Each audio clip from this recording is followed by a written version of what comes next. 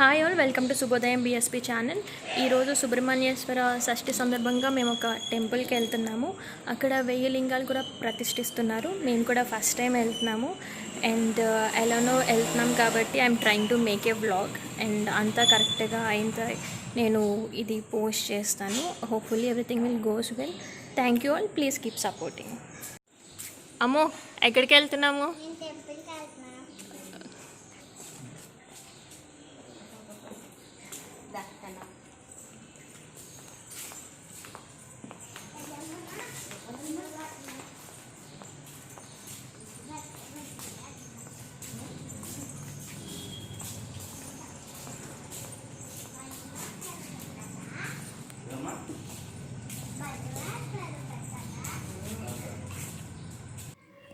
So మేము morning 9:30కి అలా start అయ్యాము. మేము ఉండేది నర్సీపట్నం, వైజాగ్ డిస్ట్రిక్ట్.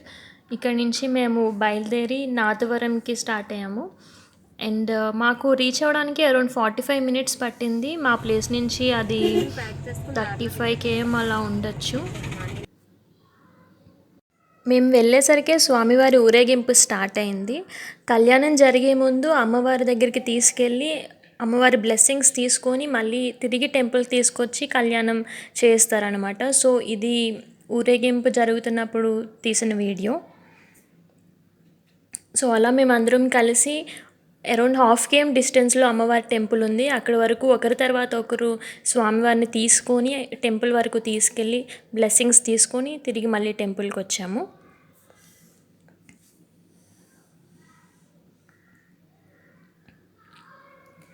అండ్ ఇది అమ్మవారి టెంపుల్.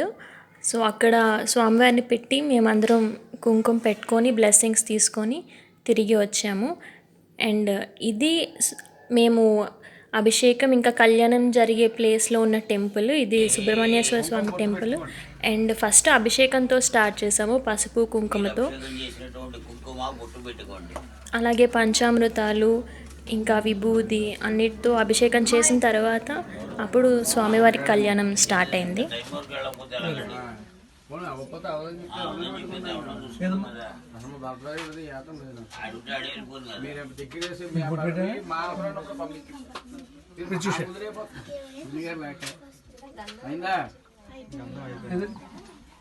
ఈసారి పుష్పాలు తీసుకోండి, పువ్వులు తీసుకొని దండం పెట్టుకోండి.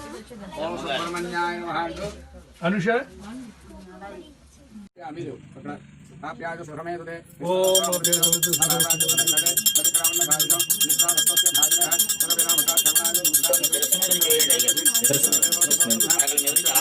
అభిషేకం పడగ నుంచి పడుతుంది. కూడా వేయండి.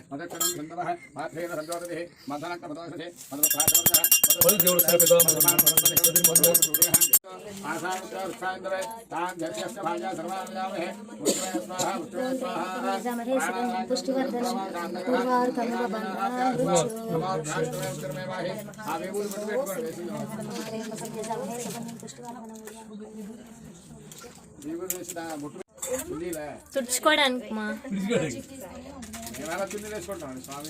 ఈవిడ చెప్తున్న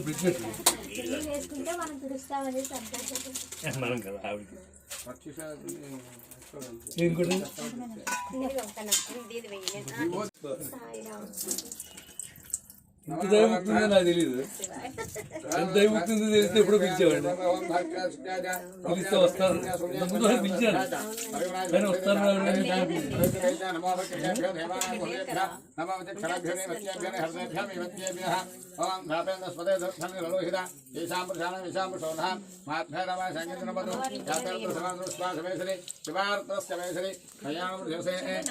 ఫోన్ పడుతుంది.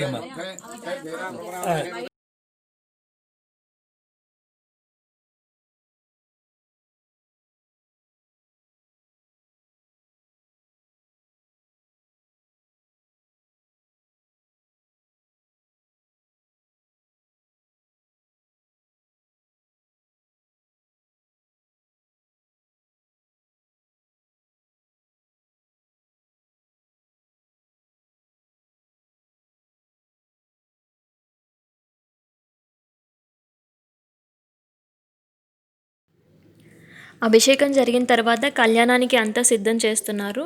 ఇక్కడ మీరు చూస్తే అమ్మవారికి చీర కడుతున్నారు. ఇంకా మొత్తం అమ్మవార్లిద్దరిని, స్వామివారిని రెడీ చేస్తున్నారు. కళ్యాణానికి అంతా సిద్ధం చేస్తున్నారు.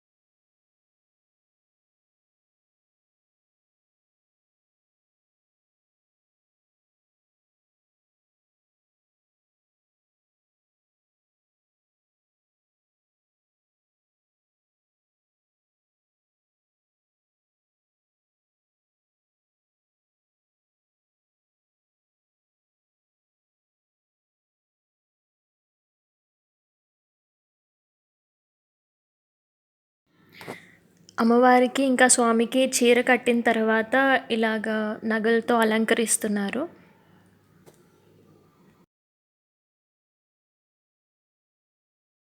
ज्ञान सत्याघोते मनसो मे अस्तु हेनो मानिकाङ्गुलमर्जनेऽहं विश्वे देवासजवो ददामि देवी ईश्वरवै ऋणकृणाद विश्वे देवासहमेर्यत्महास्मै प्रजहामातनोभिर्मारधामद्विषे सोमराजनकरमन्यं भरवदस्तौ धदत्तो गोपावर्वाहिणस्तं प्रत्यञ्जयन्दमन समेत సుబ్రహ్మణ్యేశ్వర స్వామి వారి కళ్యాణం చేస్తున్నాం.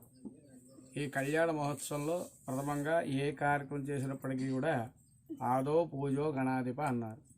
మనం చేసేటువంటి కార్యక్రమం నిర్విఘ్నంగా జరగాలి, సర్వ కార్యక్రమాలు కూడా నిర్విఘ్నంగా జరగాలని చెప్పి ఆ యొక్క విఘ్నేశ్వరునికి గణపతి పూజ చేస్తాం. చేసిన తర్వాత ఈ యొక్క పుణ్యాహవాచనం అనే కార్యక్రమం 3 కలశలు పెట్టి పుణ్యాహవాచన కార్యక్రమం చేయిస్తాం. ఆ పుణ్యాహ కలశంలో ఏంటంటే ఒకటి వరుణు, వాస్తు, బ్రహ్మ అని 3 కలశలు ఉంటాయి. ఈ కలశంలోకి ఎన్నైతే పుణ్యనది తీర్థాలు ఉన్నాయో అవన్నీ సేకరించి తీసుకొచ్చి ఆ కలశంలో మనం వేయలేము కాబట్టి ఆ యొక్క నదీ తీర్థాల యొక్క పేర్లు చెప్పుకొని అక్షతలు, పసుపు, కుంకుమ, గంధంతో ఆవాహన చేసి ఆ పుణ్యాహవాచన కార్యక్రమం చేసి తదుపరి ఆ యొక్క తీర్థాన్ని తీసుకున్నట్లయితే స్నానం చేస్తే పై శరీరం మాత్రమే శుద్ధి అవుతుంది. కానీ కావలసింది ఏంటంటే ఆత్మశుద్ధి, చిత్తశుద్ధి. ఆత్మశుద్ధి లేని అధికారం అది ఎలా, చిత్తశుద్ధి లేని శివపూజలు ఎలా అన్నారు. ఆత్మశుద్ధి, చిత్తశుద్ధి ఉంటేనే భగవద్ ధ్యానం, మనం చేసేటువంటి కార్యక్రమం నిర్విఘ్నంగా జరుగుతుంది. ఆ రెండూ లేకుండా మన భగవంతుడికి ఏ యొక్క కైంకర్యాలు చేసినప్పటికీ కూడా నిష్ఫలం భవేత్. ఎందుకనంటే మనకి ఫలితాన్ని పొందాలంటే మానవ దృష్టి అంతా భగవద్ ధ్యానంలోనే ఉండాలి. ఎటువంటి కోరిక కూడా మనసులో ఉండకూడదు. కోరికతో చేసేటువంటిది మనం ఎవరికైనా సహాయం చేసామనుకోండి, ఒక 10 రూపాయలు ఇచ్చామనుకోండి, మళ్ళీ వాడు మనకి ఇవ్వాలి అని రుణం ఎలా అయితే అనుకుంటామో భగవంతుడికి సమర్పించేటప్పుడు కైంకర్యాలు ఏ కోరిక ఉంటుందంటే మనం ఆశించి చేస్తున్నట్టుగా ఉంటుంది. ఏ సంకల్పము లేకుండా చిత్తశుద్ధితో చేసేటువంటిదే భగవత్ కైంకర్యం. కాబట్టి భగవంతుడి యొక్క ధ్యానంతో చేయాలి తప్ప ఇది కావాలి, ఇది నెరవేర్చు అని ఏనాడు కూడా భగవంతుడు ఎప్పుడూ కూడా మనం అడగక్కర్లేదు. భగవంతుడు చూసేది ఏంటంటే ఎన్ని పుష్పాలు వేసాం, ఎన్ని డబ్బులు సమర్పించాం, ఎంత చేసాం అన్నది కాదు, ఎంత భక్తితో చేసామన్నదే ఆ పరమేశ్వరుడు కానీ ఏ భగవంతుడైనా చూస్తాడు.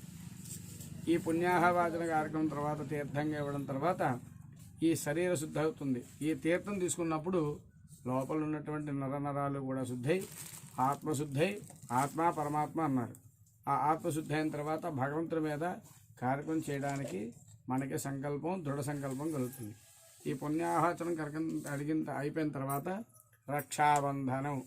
ఈ రక్షాబంధనాన్ని సో మొదటిగా కన్యాదానం జరుగుతుంది. ఇక్కడ అది స్వామి వారి పాదాలుగా అనుకుని పాలతో కన్యాదానం చేస్తున్నారు.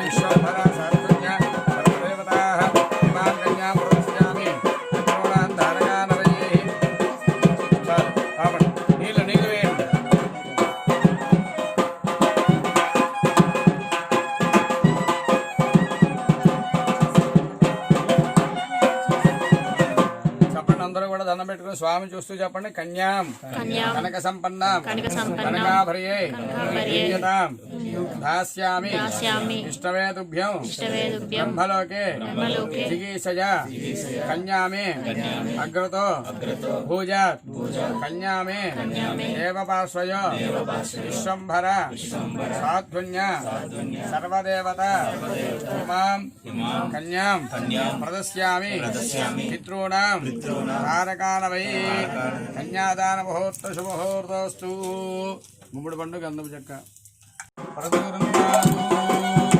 దేవసప్తాయ వాడండి. దేవసప్తాయ అసురాహుభ్యాం పుష్పహస్తాభ్యాం దండం పెట్టుకోండి.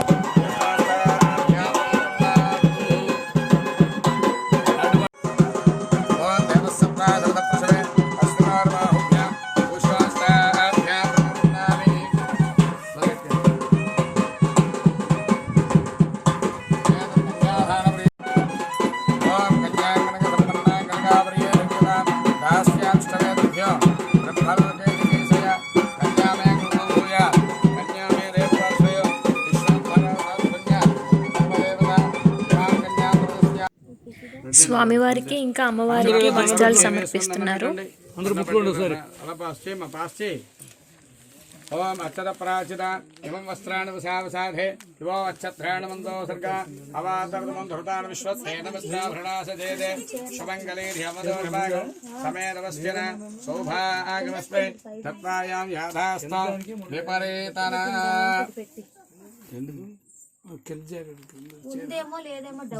డౌట్ అవి ఉండవు. అమ్మవారిలో ఇందులో చేరు ఉంటుంది.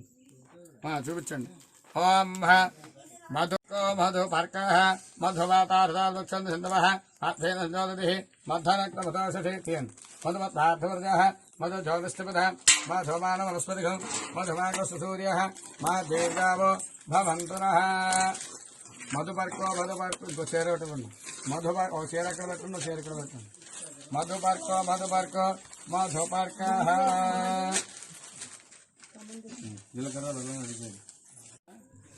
మమ జీవన హేతునం మానవ కళ్యాణంలో మమ జీవన హేతునం కంటే పత్నాం శుభగే సంజీవ శరదాం శతం.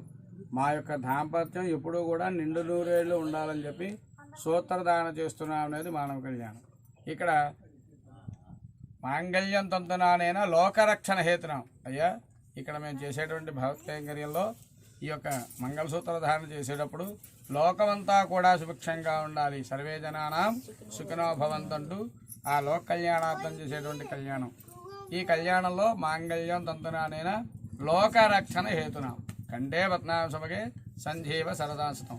లోకం ఎప్పుడూ కూడా ఈ లోక భక్తజనులందరూ కూడా సుభిక్షంగా నిండు నూరేళ్ళు కూడా మానవులందరూ కూడా ఈ లోకమంతా కూడా సుభిక్షంగా ఉండాలని చెప్పి ఒక తంతు. మాంగళ్యం అనేది ఒక తంతు. కానీ జీలకర్ర బెల్లం అలా కాదు. జీలకర్ర బెల్లం ఏంటంటే జీలకర్ర ప్రకృతి స్వరూపం, బెల్లం విష్ణు స్వరూపం. ఈ రెండో మిశ్రమం చేస్తే ఒక సుగంధ పరిమళంగా తయారవుతుంది. ఆ యొక్క జీలకర్ర బెల్లానికి ముహూర్తం ఉంది, కానీ మాంగళ్యానికి ముహూర్తం లేదు. జీలకర్ర బెల్లం మాత్రమే శుభముహూర్తం. ఎందుకనంటే జీలకర్ర ప్రకృతి స్వరూపం, బెల్లం విష్ణు స్వరూపం. ఈ రెండు మిశ్రమం చేస్తే ఒక సుగంధ ద్రవ్యంలా తయారవుతుంది. అది ఆ వధూవరుల యొక్క శిరస్సునే పెట్టినప్పుడు ఆ దంపతులకి ఒకరినొకరు చూసుకోమని చెప్తారు. అంటే జ్ఞానేంద్రియాలు కూడా మనకి జ్ఞానశక్తి ఇక్కడే ఉంటుంది. ఆ నడినెత్తి మీద పెట్టినప్పుడు ఆ యొక్క దంపతులు మేము ఒకటయ్యాము అని చెప్పి ఈ యొక్క జీలకర్ర బెల్లం పెట్టడం జరుగుతుంది. కాబట్టి స్వామివారికి అమ్మవారికి జీలకర్ర బెల్లం సిద్ధం చేశారు. ఇప్పుడు దేవతానాం పురోహోతావహారాః ఉతవహాదండధారః దిశాచరపాశవాన్ సమీరణః వైశ్రాణసశ్రేకణానాం ఆయుష్మతః కమలాసనస్య సకలదురిత నివారణస్య లక్ష్మీనారాయణస్య పార్వతీపతయే హర హర మహాదేవ హర.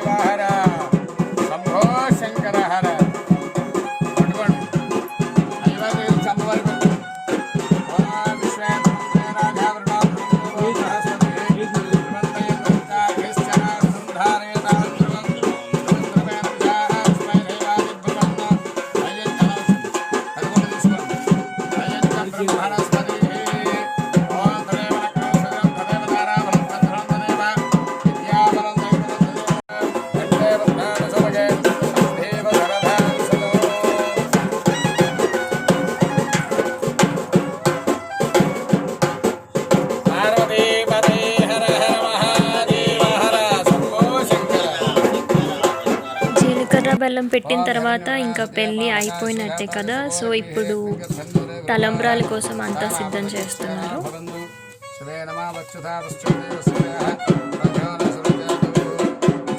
స్వామి చూసి పాదాల మీద వేశారు. స్వామి చూపించి రెండు పాదాల దగ్గర వేయండి, అమ్మవారికి వేయండి. పాదాల దగ్గర వేసాడు.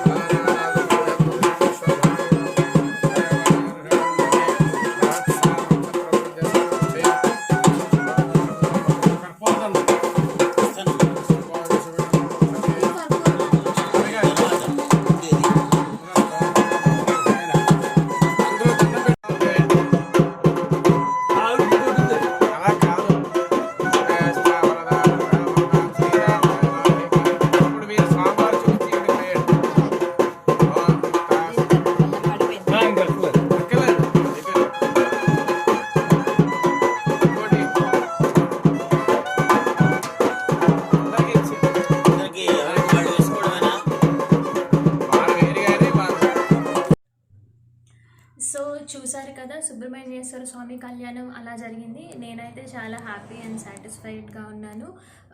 చాలా పాజిటివ్ వైబ్రేషన్స్ అనిపించాయి. మొత్తం ప్రాసెస్ ఒక పెళ్ళి చూసినట్టు అనిపించింది. It was really happy thing. And ఇప్పుడు ఇక్కడ భూగర్భ శివాలయం చూడడానికి మేము వచ్చాము.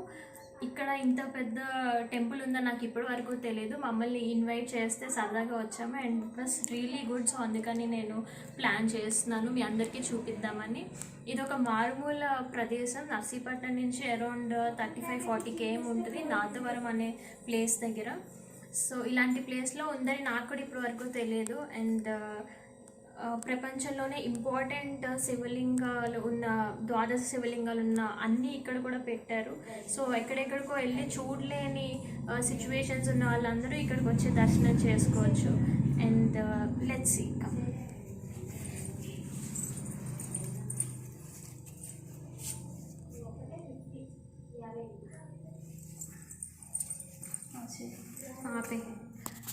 ఇది సోమనాథ్ జ్యోతిర్లింగం గుజరాత్లో ఉంటుంది. ఇది శ్రీశైల భ్రమరాంబిక మల్లికార్జున జ్యోతిర్లింగం. అక్కడ ఈ శివలింగం ఏ ఆకారంలో ఉంటుందో అదే ఆకారంలో తయారు చేయడంతో పాటు యంత్రాలను 200 రోజులు గాయత్రి హోమంలో పూజలో పెట్టి ఆ శక్తిని ఇక్కడ ఆవాహన చేసి అప్పుడు యంత్ర ప్రతిష్ట తర్వాత విగ్రహ ప్రతిష్ట చేయడం జరిగింది. కాబట్టి ఈ విగ్రహాలు దర్శించుకుంటే ఆ క్షేత్రాలు దర్శించుకునే పుణ్యం జరుగుతుంది. ఇది ఉజ్జయిని మహాకాళేశ్వర జ్యోతిర్లింగం. ఇది ఓంకారం అమలేశ్వరం ఓంకారేశ్వర జ్యోతిర్లింగం. ఇది నాగేశ్వర జ్యోతిర్లింగం. ఇది మహారాష్ట్రలో ఉంటుంది. ఇది భీమశంకర్ జ్యోతిర్లింగం. ఎక్కువ జ్యోతిర్లింగాలు మహారాష్ట్రలో ఉన్నాయి. ఇది రామేశ్వరం తమిళనాడులో ఉన్న రాముడు సీత ప్రతిష్ఠించిన రామేశ్వర జ్యోతిర్లింగం. ఇది మహారాష్ట్ర పర్లి వైద్యనాథ్ జ్యోతిర్లింగం. ఇది శివలింగాల్లోకే అత్యంత ఉత్కృష్టమైన విశేషమైన శివలింగం. కాశీ విశ్వేశ్వర శివలింగం. ఇది వారణాసి కాశీ అంటాం. ఇది నాసిక్ త్రయంబకం దగ్గర ఉండే త్రయంబకేశ్వర జ్యోతిర్లింగం. ఇలా 3 లింగాలు ఉంటాయి ఈ లింగ ప్రత్యేకత. ఇది కేదార్నాథ్ జ్యోతిర్లింగం. అమర్నాథ్ కేదార్నాథ్. ఇది కృష్ణేశ్వర జ్యోతిర్లింగం. నాసిక్ త్రయంబకం దగ్గరే కృష్ణేశ్వరం ఉంటుంది. ఇది ప్రపంచంలోనే ఏకైక మొట్టమొదటి భారతీయ పరమేశ్వర శివలింగం. ఇక్కడ లింగాకారం మొదలు 2 తలలు వచ్చాయి. ఒక తల ఏమో శివుడు, ఒక తల పార్వతి. ఇది ప్రపంచంలోనే ఏకైక మొట్టమొదటి అర్ధనారీశ్వర శివలింగం. దీని ప్రత్యేకత ఏంటంటే ఎక్కడైనా లింగాకారం వస్తుంది, ఇందులో తల వచ్చింది.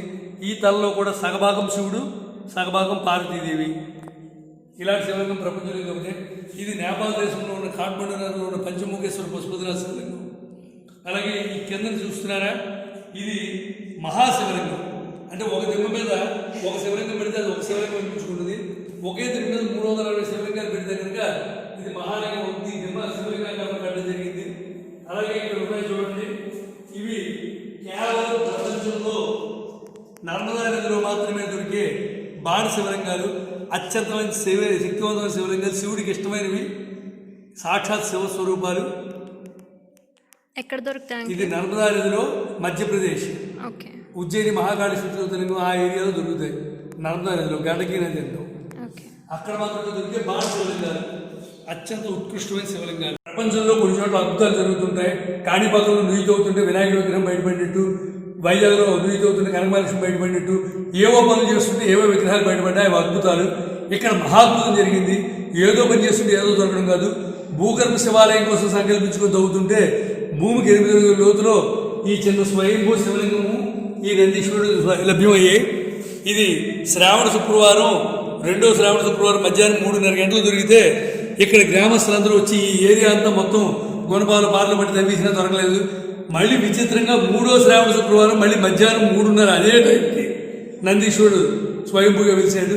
ఇది స్వయంభూ శివక్షేత్రం.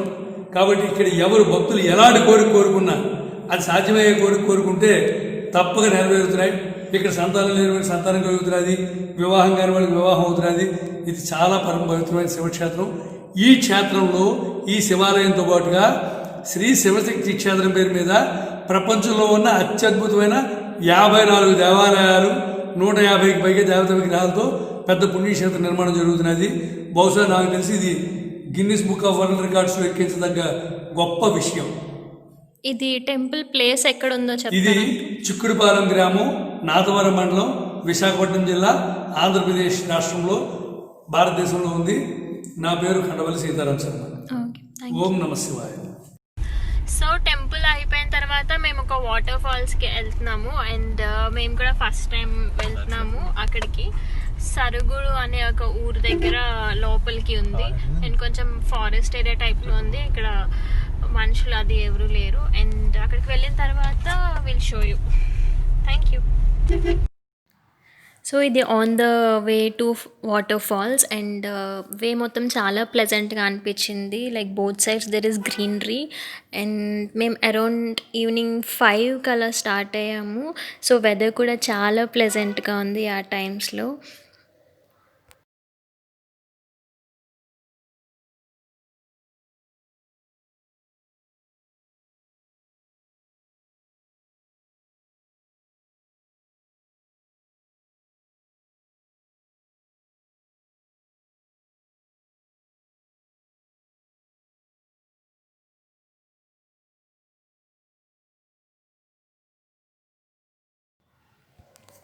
ఒకవైపు పొలాలు, ఒకవైపు కొండలతో ప్లేస్ అయితే చాలా ప్లెజెంట్‌గా అనిపించింది.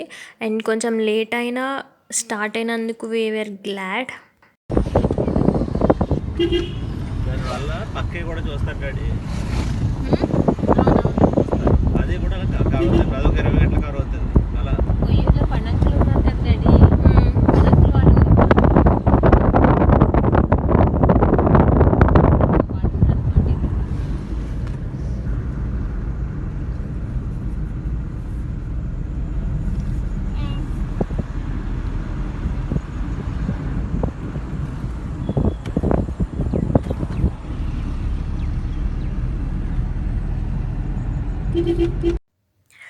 మేము యాక్చువల్లీ ఆ టెంపుల్ నుంచి దగ్గరే అని స్టార్ట్ అయ్యాము. బట్ అప్పటికి మేము ఆల్మోస్ట్ 20 మినిట్స్ జర్నీ చేసాం, కానీ ఇంకా రీచ్ అవ్వలేదు.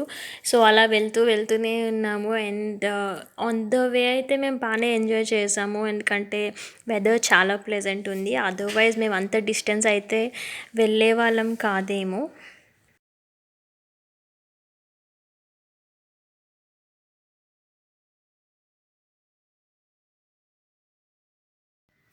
ఆఫ్టర్ ఏ పాయింట్ అయితే మేము ఏమైనా ఫారెస్ట్కి వెళ్తున్నామా అనిపించింది, because there are no people at all. And but తోటలు ఉన్నాయి, కొంచెం పిక్నిక్ స్పాట్ లాగా అనిపించింది. It was good feeling. But మా డెస్టినేషన్ అయితే చాలాసేపు మాకు దొరకలేదు, అండ్ అడగడానికి కూడా అక్కడ పెద్దగా ఎవరూ లేరు. అండ్ మేము ఒక కార్ని ఫాలో అవుతూ వెళ్ళాము, వాళ్ళు కూడా అక్కడికే వెళ్తున్నారంటే. But sometimes we were keep missing the vehicle, but it was good experience. So అలా ఫైనలీ మాకు ఆ వాటర్ ఫాల్స్కి వెళ్ళే టర్న్ దొరికింది అండ్ వీ వెంట్. సో లోపలికి వెళ్ళాక చాలామంది మనుషులు కనిపించారు, అప్పుడు అర్థమైంది అది పిక్నిక్ స్పాట్ అని. And we were happy for coming here. And college students, families చాలామంది ఉన్నారు. సో ఆఫ్టర్ ఏ పాయింట్ మాకు వెళ్ళడానికి కార్ వెళ్ళడానికి అవైలబిలిటీ లేదు, సో నడిచి వెళ్ళాల్సి వచ్చింది. అండ్ లోపలికి వెళ్ళిన తర్వాత సో ఇంకా మేము దిగి క్రాస్ చేసి కొంచెం హిల్ ఏరియా లాగా లోపలికి ఉంది, సో అది ఎక్కి మేము వాటర్ ఫాల్స్ దగ్గరికి వెళ్ళాము. అండ్ ఇక్కడ మేము కార్ ఆపేసి దిగి నడిచి వెళ్ళాము.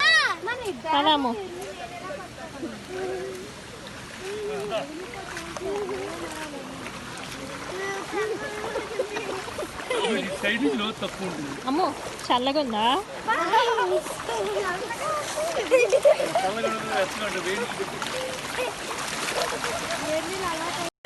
ఇప్పుడే మేము వాటర్ ఫాల్స్ దగ్గరికి వచ్చాము. అండ్ ఇక్కడ ఇలా ఉంది.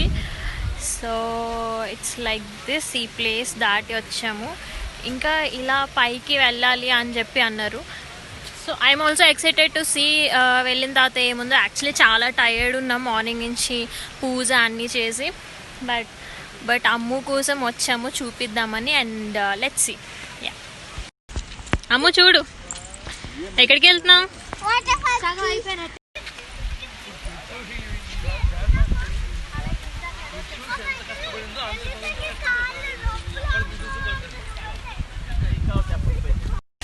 యా యూ కెన్ సీ ఇలా అప్ ఎక్కుతున్నాము. ఆల్రెడీ వాటర్ ఫాల్స్ సౌండ్ వినిపిస్తుంది, యూ కెన్ సీ. అంటే కనిపించట్లేదు, బట్ చాలామంది కూడా వచ్చారు. నాకు ఇప్పటివరకు తెలియదు ఇక్కడ ఒక టూరిస్ట్ ప్లేస్ ఉంది మాకు దగ్గరలో అని.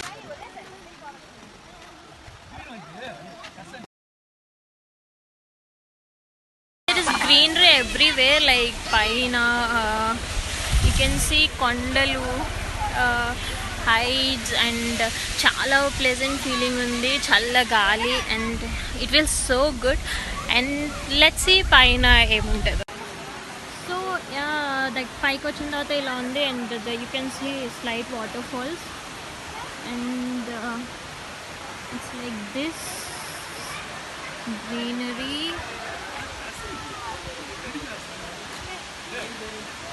ఇంకొక వినాయకుడు ఉన్నారు అక్కడ, పట్టుకుంటారా గట్టిగా. And it is water fall. చాలా మంది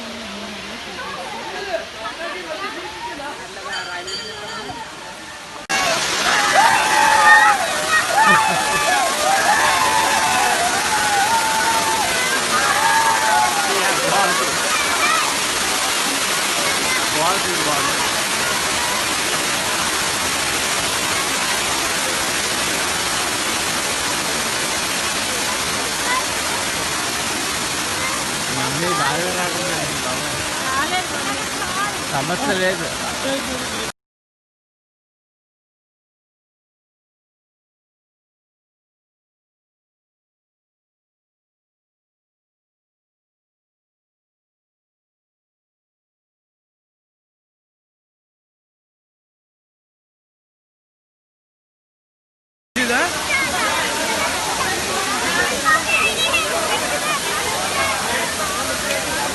నాలో మంచి ఫోటోగ్రాఫర్ కూడా ఉన్నాడు, మీకు తెలియదు కానీ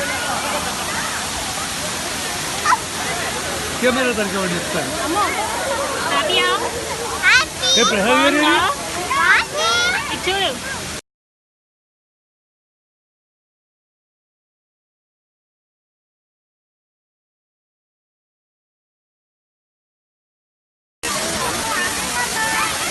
ఇది చూడండి వాటర్ ఫాల్.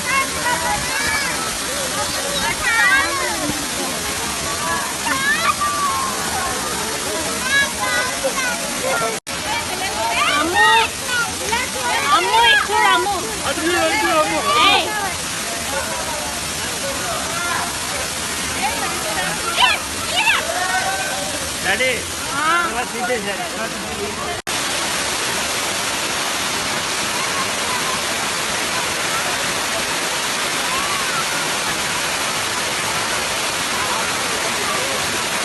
సో మా డే అలా ఎండ్ అయింది and we're going back to home.